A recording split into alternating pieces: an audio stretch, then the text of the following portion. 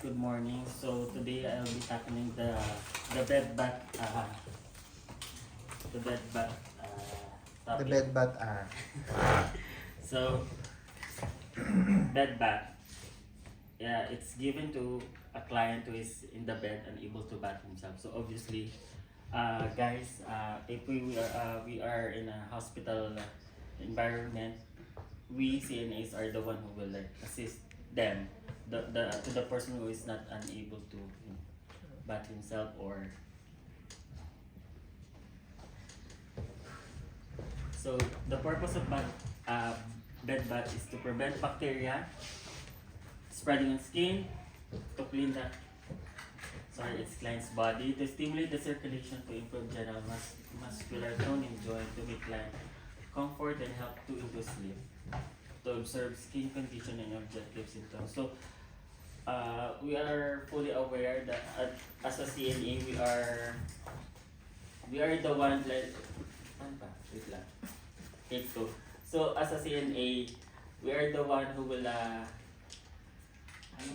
take three.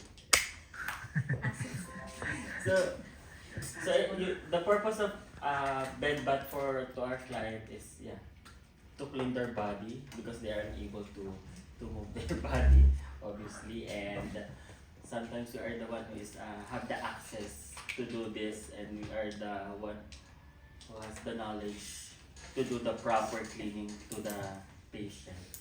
So, I just want to highlight the one observed skin condition. If I remember, one of the things that we have discussed is to avoid bed sores. So this is one way for you to observe, to assess whether your patient is already having yung risk ba for bed sores. Yeah. And the rest kay ano na siya, common sense to prevent bacteria, promote hygiene, circulation, cleanliness, comfort, confidence, mga ganyan. Okay? Next. So, general considerations. Observe standard precautions including wearing gloves or PPE even necessary depending on patient's condition. Check the floor spills and make sure. So, hindi ko na siya anin lahat kasi yun nga. So, as a CNA, we are the one who has the knowledge to perform this procedure. So, Pero did you share this to the team? hindi pa po. Okay. Share na lang, then you read it. I think itself, ano naman ang tawag dito, understandable naman yung mga words dyan. So ito yung do not soak the feet of the patients with diabetes. That's understandable. Did we already have nail and foot care? Hand and foot care, right? So we don't want to give further injury to the diabetic patients.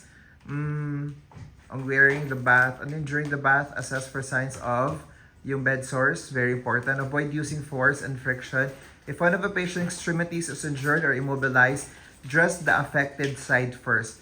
Di ba we already had a discussion which one to remove, which one to wear? Tama ba yun? Yung may patient's gown? Kayo ba yun? Kunyari may IV si patients on the right hand. Anong uunahin mo pag undress? Left.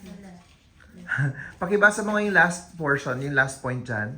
If one of a patient Extremities. or immobilized, dress the affected side first. So, Tagalogin ko ha. Kung kunwari na yung right side niya yung may problema or may injury or may IV or may dextrose, yun daw muna ang tatanggalin, address the affected sides first. Okay? So, tatanggalin mo yung una bago yung uninjured. Tapos, oppositely, pag magdamit ka na, uunahin mo muna yung unaffected side, then last yun affected. So reverse naman sa Para mas mabilis. Okay? Next. So we will now proceed in the demonstration. Ganun lang. Thank you so much. Okay, very good.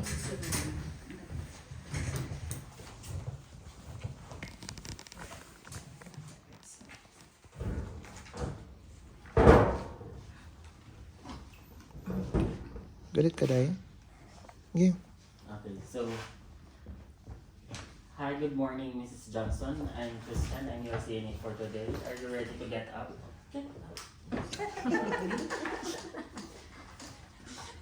So first we will, for example, imagine nyo na may curtain. So we need to close the curtain for patient's privacy.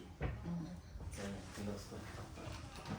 So, the tools or the kit that we will be having here is 2 bath towels, 2 face towel, and then soap. Sorry, hindi alcohol kasi baka may sugat. And then lotion. Lotion is optional. If the patient wants to put lotion, you can also put onto their skin. So first, we will use this bath towel and put it on the top of the patient. And So, first, mag-identify ka muna ng patients, your name. Tapos, whenever you're putting all your materials, you have to make sure that you put, anong tawag natin dito? Pads. Rubber pads. Linings, right? So, hindi pwedeng ilagay yung mga gamit directly on the... Okay. Tapos, ito, wala kang mga shampoo. Na shampoo, mga lotion, pwede na. Ito na lang shampoo. Ano to? Shampoo. Okay. And then, I think kailangan dalawa yung tub mo. One for yung soapy solution and one for rinsing.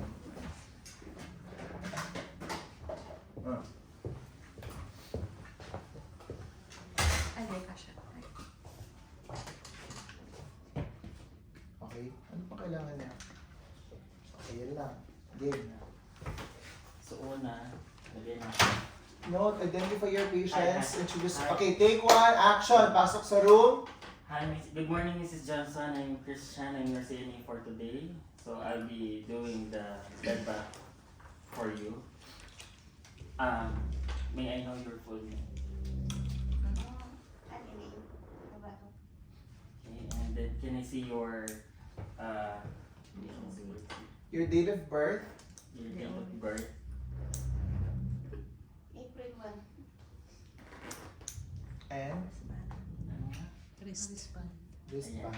Wristband. And wristband. And Ano ba ganyan mo sir? and wristband. And can I check your wristband? Tama naman yung sinabi niya. Tama? Tama naman po. Okay. Kung gano'n kayo yung nurse mo, gagano'n ka ba magpaligo ba? Siguro sir, Well, sa actual. Nasaan yung establishing relationship, yung rapport, yung hi, Mrs. Elaine, or Elaine, how are you? Hi, Debbie, how are you? Why are you late? Mga ganun. Attendance. And then, you know what I mean? Hindi kayo robot eh, hindi naman kayo alalay katulong dyan na dapat you have to be the one in command, you have to be the one yung parang may power, you have to be the one to establish your relationship. Dapat we should reach that point already when you're already working there. Okay? Sige, So dito lang siguro kasi nasa-stress po si Christian. So you have to identify your patients, you have to establish relationship, you have to explain why are we gonna do this, and ano ba yung magkuha ni ma'am later on after that. Okay? So you know that, right? Okay. So next step is to prepare the patient. Yeah. So the first thing you will do is to put the towel. Bed position. So, can you write this down? F and hakal, letters E, F, E, N, C, A. Basta F and hakal, pababa, going down. Did I tell you that? So, this will be your guide on bed bath para hindi kayo masyadong, so that you will not get confused or you will remember the Sir, FN. Ano yun, sir? F and hakal. F. E, F, E, N, H, A, C, A, L. Pababa. Sabi na nga, pababa, Michelle. FN hakal. FN hakal. Going down, yes. So E stands for eyes, face, ears, nose, and neck. Hair shampoo or head. A is arms, chest or breast, abdomen, legs. Tapos sunod-sunod din yung mga back, mga perineum area, mga ganyan. Okay? And then, we will go through that flow. We'll start with the eyes. So yung towel mo dapat nakapunta dun sa head. Ay, ano siya, pangpad ko kasi FN hakal. kasi piece of pictures. Abdomen, last legs. So first, we have two basin here. one we will use for the one with soap, and the one is it will be only the water. So the first So, and then for the upper part, for the face part, tama ba? Kasi iba yung video ata na panood ko. Okay lang. So, we will gently pat the face of the patient. We don't need to use the soap because it can cause eye irritation. So, so like this. And then once you finish, you will pat dry the patient's face.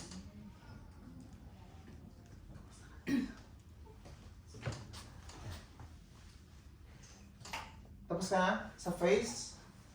Are you done? Okay, now let's start with eyes, okay? Ang eyes, you have to start with inner canthus. Ito yung canthus, inner canthus to outer canthus. You have to start from inner to outer, and then other side, inner to outer. Okay? So, kunyari, ito yung towel mo, or ano ba tawag dito? Face towel ba tawag dito? Washcloth.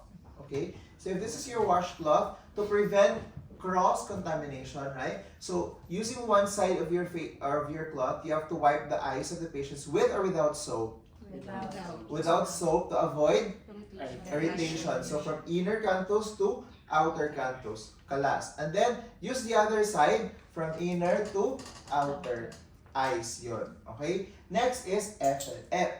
F is face. So for the face, you have different techniques on how you're going to clean the face, and also you can use either yung mga less sensitive or hyposensitive na mga solutions, or ano yung mga tawag mo yung mga hypoallergenic na mga solutions for the face. It depends if they have preference on their face, if they want to put face wash or face soap. So can you draw yung 33 na invert? So like from the forehead going to the cheeks, from the cheeks to the back of the ears, and then to the cheeks, and then neck, and then going down, and then opposite ganon. Okay, can we all do it together? Together. From the forehead, going to your cheeks, from the cheeks, going to the back of your ears. So, hagulin mo talaga yun. Di ba may mga libag-libag dito?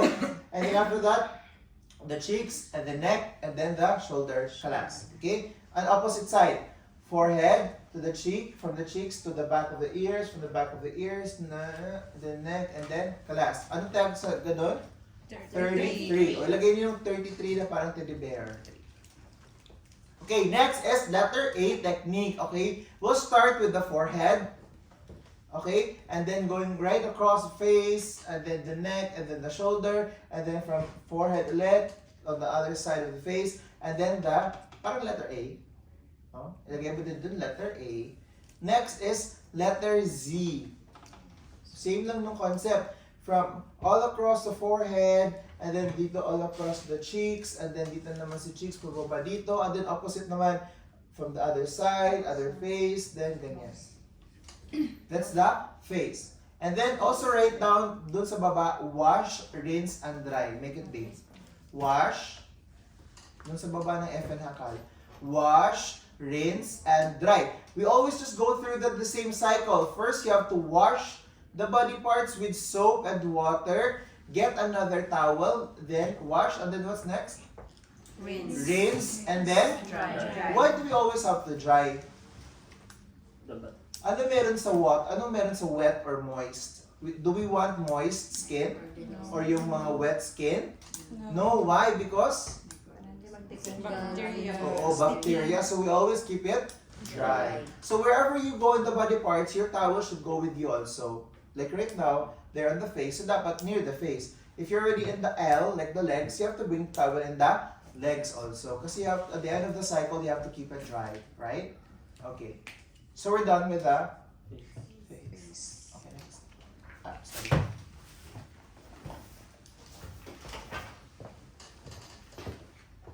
Sorry.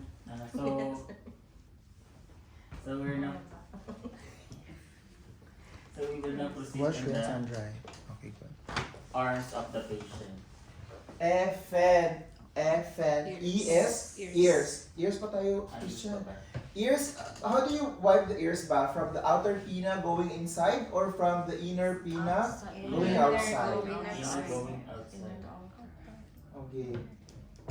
Bakit? Why not the opposite one? Why not from the outer going in? Kasi it's, if the outer, it's already the exposed one, so you can transfer inside that. Yes, that's true. So we start from the inside and then going away from the... And then do the same thing on the other side. Wash Rinse. and dry. F and N is the nose and the neck. So how about for the nose? How do you moisten yung mga booger or yung mga mucus na nag-dry up sa nose? So let's pretend na si Elaine, si patient Elaine is unable to move. Ano siya, maybe na bedridden, comatose or something. So yung nose niya, marami siguro yun yung mga dry up from the moist sa room, sa aircon, ganyan. How do you clean the nose? Oo, or maybe cotton balls. First, you have to make sure you have to moisten it or to wet it. Otherwise, if you parang remove it, parang baka magkaroon, it will have an irritation, right? And we don't want that, right? Dapat intact yung skin or integrity ng skin is good.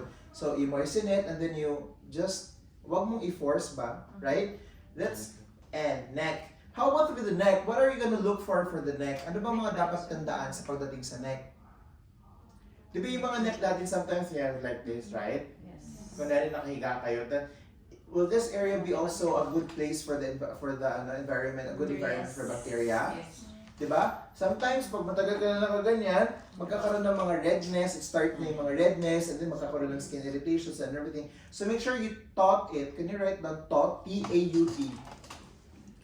When you taut the skin, you parang stretch the skin ba? I-taut mo ba? And then, lilinisan mo talaga yung area na yun. Make sure to wash, rinse, and dry.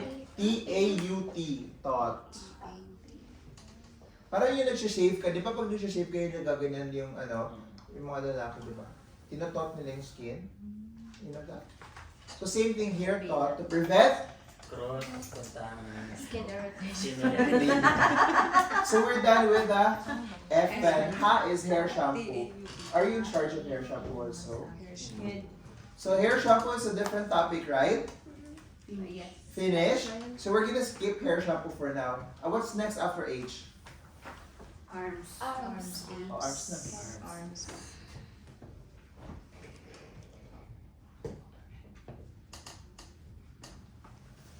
So, napapaligo siya tapos hindi in-address ang patient. Ganun ba yun?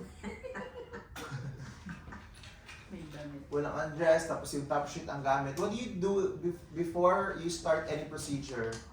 Are you gonna use the top sheet? What are you gonna use? Hindi. Anong tawag doon? Bath blanket or dignity blanket or privacy blanket. Dapat paulit-ulit lang yun siya. Before doing anything else, you have to remove the top sheet kasi you have to use it later if in case that you will not do the bed making. Ano to yung basa-basa na yung top sheet? So you have to change it with privacy and then you have to remove the patient's gown, right? Do you start where? With IV, without IV? With IV. So you start the with IV area first, go let down of the IV and then parang isuksok mo siya doon, remove the patient's gown, make sure that the patient's covered, and then remove later. Para tuloy-tuloy ka na. Siguro at this point, since you're done with the face, you can remove this one. Did he check the water by the way? No. Oo. So na-burn na si patient. How do you check the water temperature? By the Use your elbow. Bakit elbow? Why? Bakit ka ba elbow? Why are we using our elbow and not our hands? Ay, kasi hindi siya natatouch ng girls. So remember, is he wearing gloves? Yes. Will he wear gloves? Yes. Should be wearing gloves in this case? Yes. Oh, ba't wala kang gloves? No, wala na-infect ka na. No. So, instead of like putting your arms or your fingers doon sa water para maging wet siya, it will be more difficult for you to wear your gloves. So that's why, ina-advise nila that you have to use na lang your elbow para you can keep your hands or your fingers dry. Right? So when you wear the gloves, it will be less difficult for you. So check the water temperature. Can you please check, ma'am, if okay ang water temperature?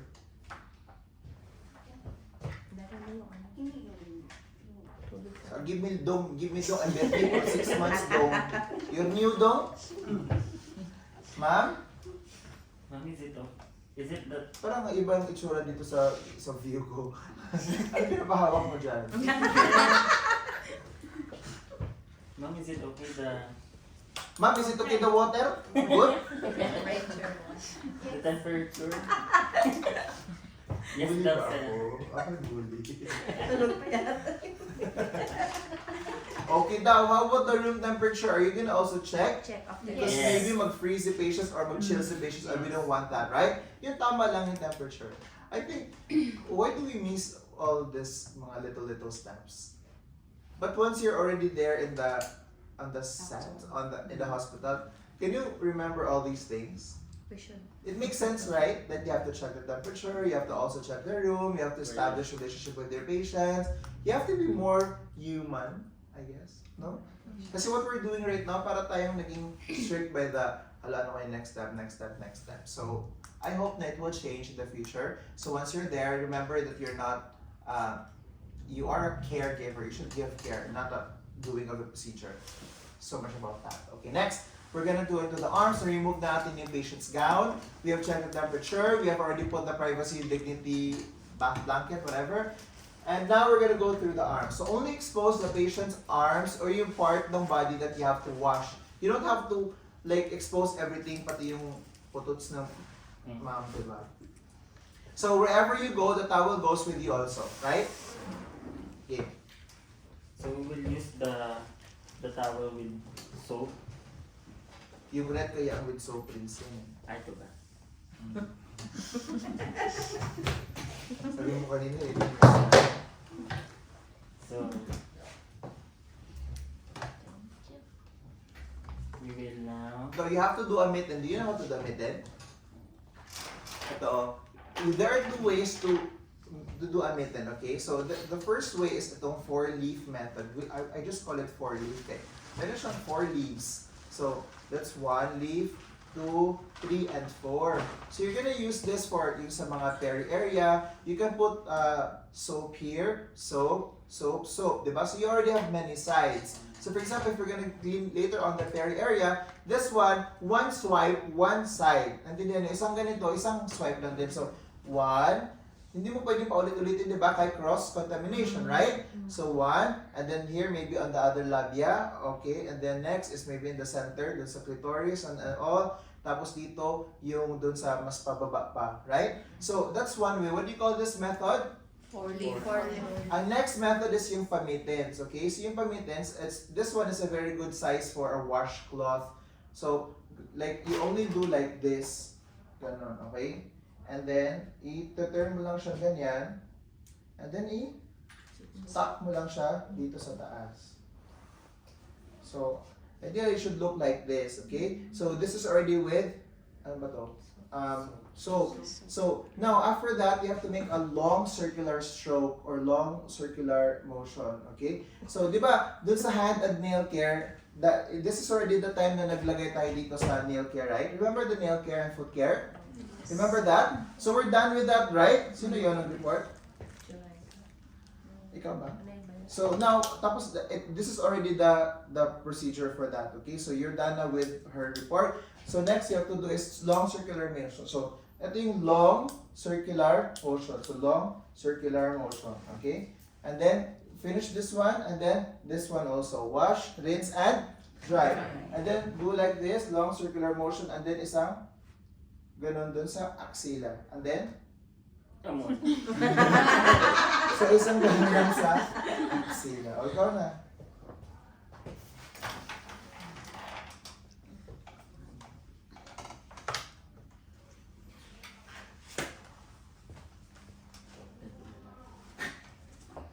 So there are two ways, right? Yung 4-leaf method, but in this case, you have to use your mittens.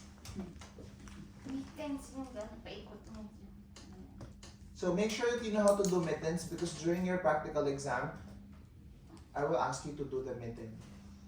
Yung mag-wrap sa arms, sa hands.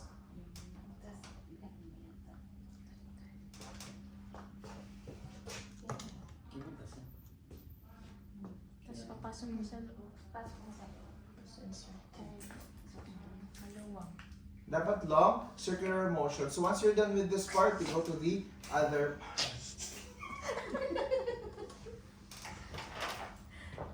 Kayo nga, ikaw nga. Diyan ka lang kasi pasa mo. Iyan mo eh.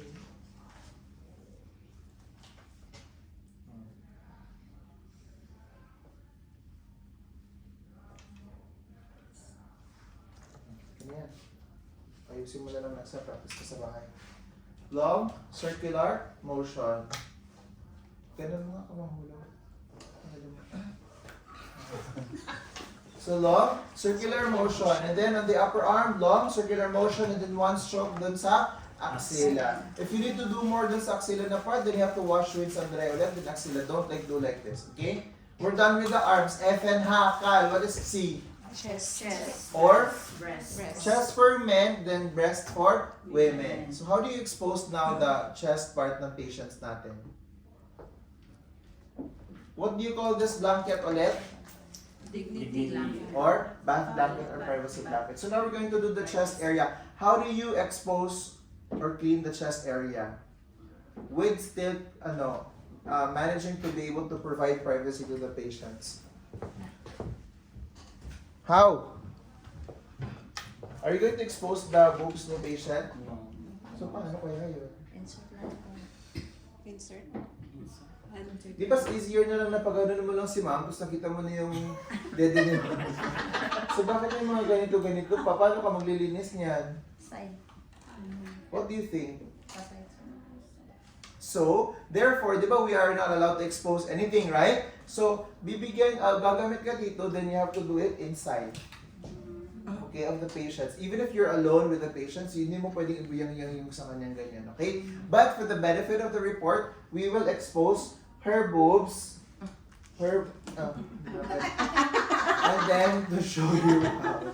So let's do the mitten first, okay? So for the chest, there's really no hard rule for the chest. The only thing, especially for women with breast, the only thing I want to share with you is to make sure that you, parang, ano ba to? Itok mo yung skin dun sa, under the breast, di ba? If you under the breast, it could also cause irritations, right? So you have to make sure you, how do you, you pull the breast of your patients, yung pull up? How do you pull up? Ganun ba dapat? Ano ba dapat? Paano ba mag-pull ng dede niyo? Kung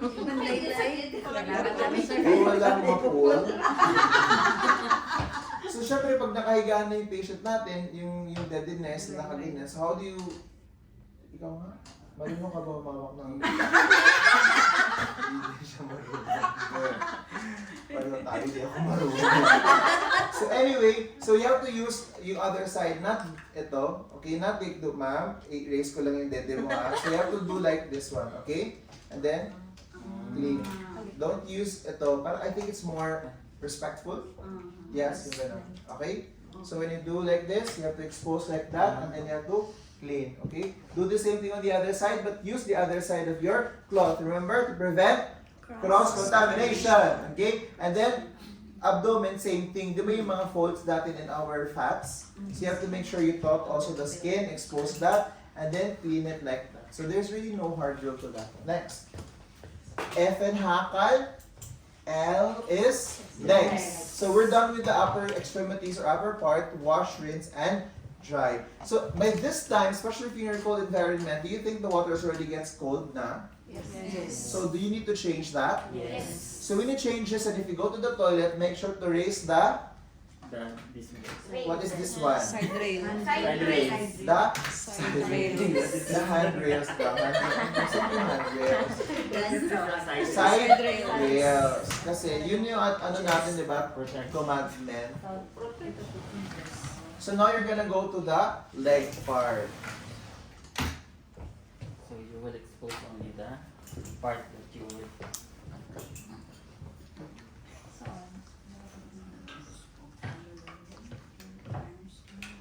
Large lotion. Circular. Gotcha.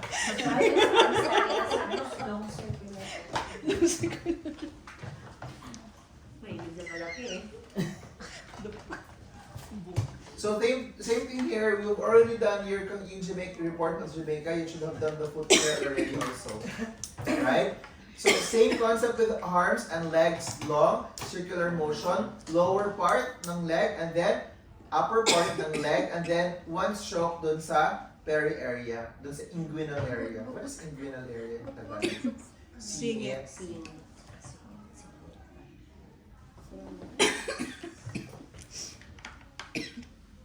Kapatid din siya.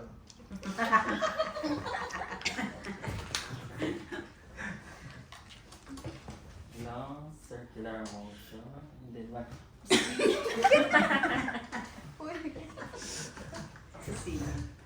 And then pat right the patient's leg.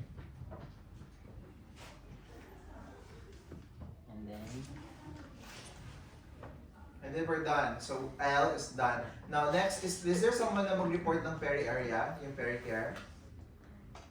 Wala? Ikaw ba yun? Part yan, alam mo ba paano maglinis ng peri area? So now, we're going to also a very sensitive part na naman, right? So, how do you call yung ma'am? This time, we're going to clean your kuan. Cool. What do you call this kuan?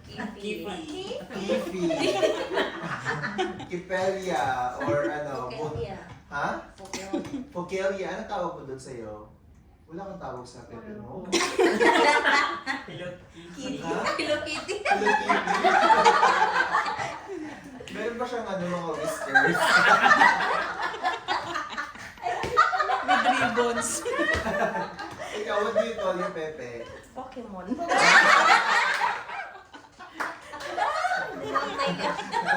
Ikaw si Jasmine, si Princess Jasmine. Peps. Peps. Popsicle. Popsicle. Ikaw naman, wala? Yung sa kasamahan ko, sir, ang sabi niya, chicken marinate daw. Ha? Chicken marinate. Chicken marinade? Bakit daw? Buttered chicken marinade. Si Minarinate. Michelle, sa tawag ni Miss Emma ko, ang tarsier.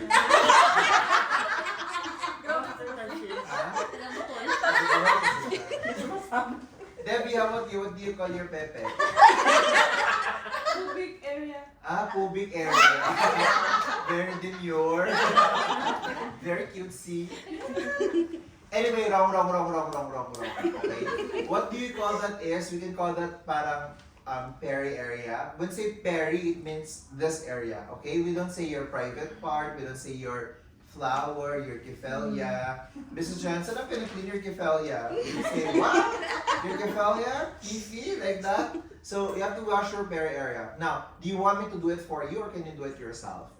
So, you have to give them the independence. But remember, other people, other Western patients, we don't really make them, always reliable to us. We don't make them dependent on us, right?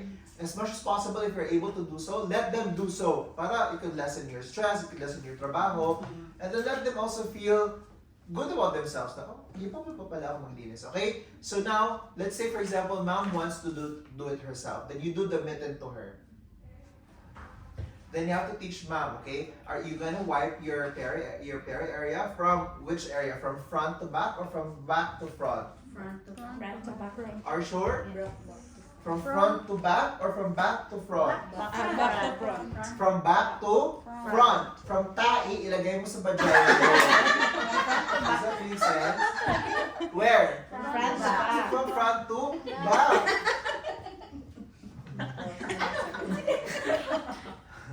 First to prevent cross-contamination, so you have to wipe it always, guys. Even if you have little children or daughters, you always teach them the right way to wipe dry their private part, okay, their caps. So from the front to the back. Hindi pwedeng, kasi this is starting UTI and everything.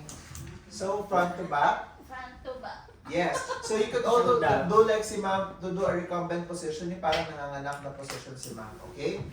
But before anything else, by the way, I forgot, before doing the bed bath, you have to offer them first a bed pad. Would you like to pee or would you like to poo-poo? So that after nila magpupo, then that's the only time you can do your bed bath. Para once everything is clean na, Okay, ma'am, thank you so much for the cooperations. Excuse me, I wanna poop. Ngayon talaga, after ko magligo, kaya yun talaga to tayo. So, dapat pupo muna bago bed bath. Don't forget that part, by the way, I forgot. So, now, are you okay? Feeling good? Feeling good? Alright, now, dry na.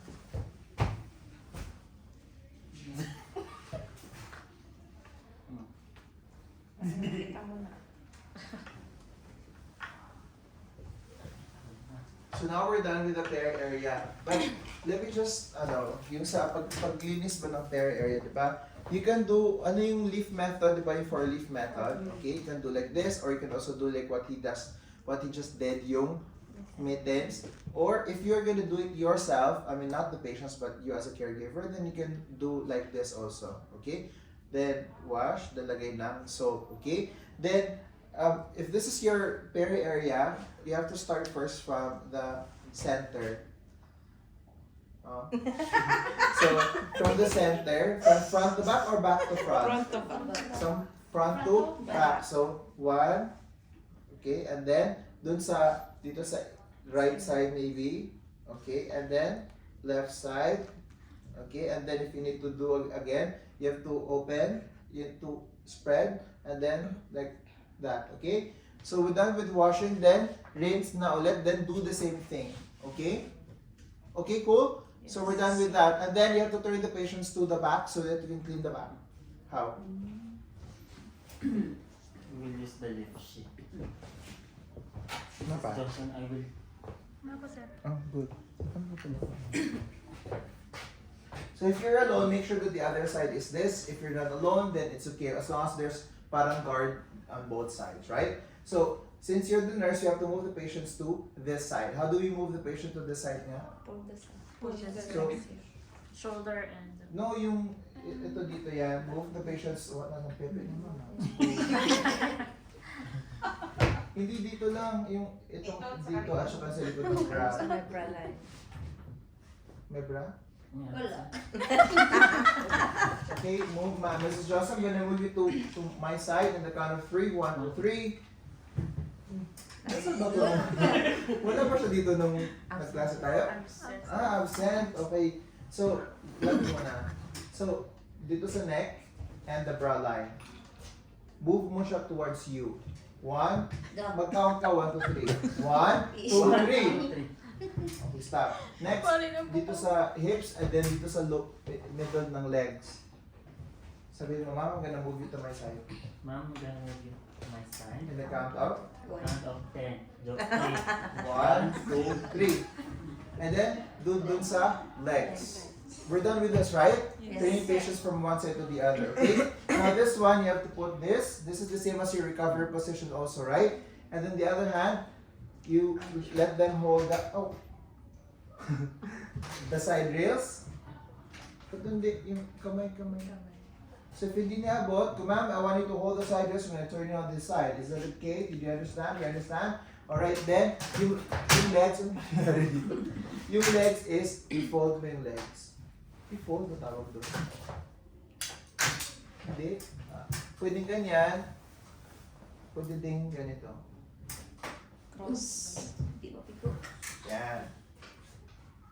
Okay. Yung body mechanics, paano ba dapat ang body mechanics? You spread your legs, and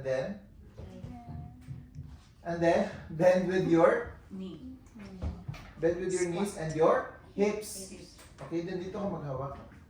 Then dito sa shoulder. Push mo to the side in the count of 3. Say, 1, 2. Ma'am, Ma'am, I will move. I will turn you to your left side in the count of 3. 1, 2,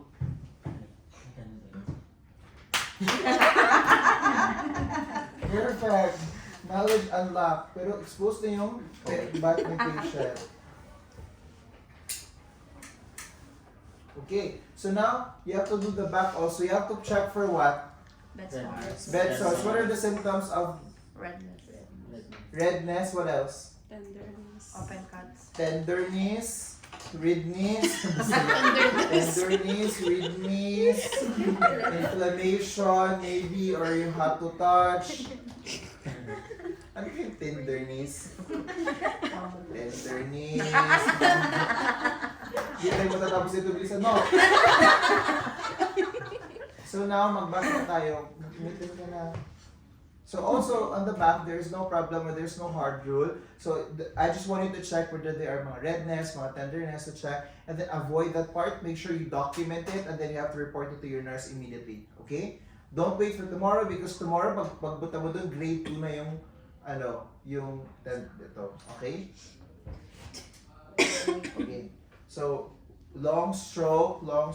Then you have to do the back care na if you need to yung magano-gano kayo. Di ba may gano tayo yung Massage. Oh, if you need to. Cool? So you have to put lotions and everything like that. And then here you also have to clean the back area of the patients, right? So this time naman, going away, not from front to back na naman. So from the front going back to naman sa pepe niya. So dapat from the tear area going to the pataas. Okay, same concept. Use one leaf at a time. Okay? Okay, cool. Are we done? Then dry. Asa naman yung towel natin? Pumasok na si Kirus. Alam mo, wala na siya.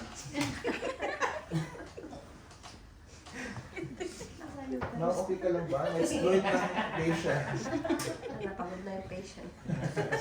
Nalabog kung mangga pa itong patient natin. Nalabog na yung patient. Okay na, sir. So, you think it's difficult to do this? But easy lang naman. You just have to make sure na you go by the flow. Alam na yung next one. Turning is also very important. Wash, rinse, and dry. Then after that, you have to put whatever lotions if you want to. Make sure if there's any excess lotions, you have to wipe it dry because we don't want it moist to prevent. And then you have to change the patient's gown again. Mag-start na this time. If the IV is on the right, where will we start putting the gown? Doon sa unaffected side, right? So ilagay mo dito, get the IV, and then ipasok mo doon, and then like that. Then change, then do the hair shampoo or yung comb ng hair, mag-blow dry if it's needed. Then you can also do the bed making after this. Ano ba? Yun. Okay?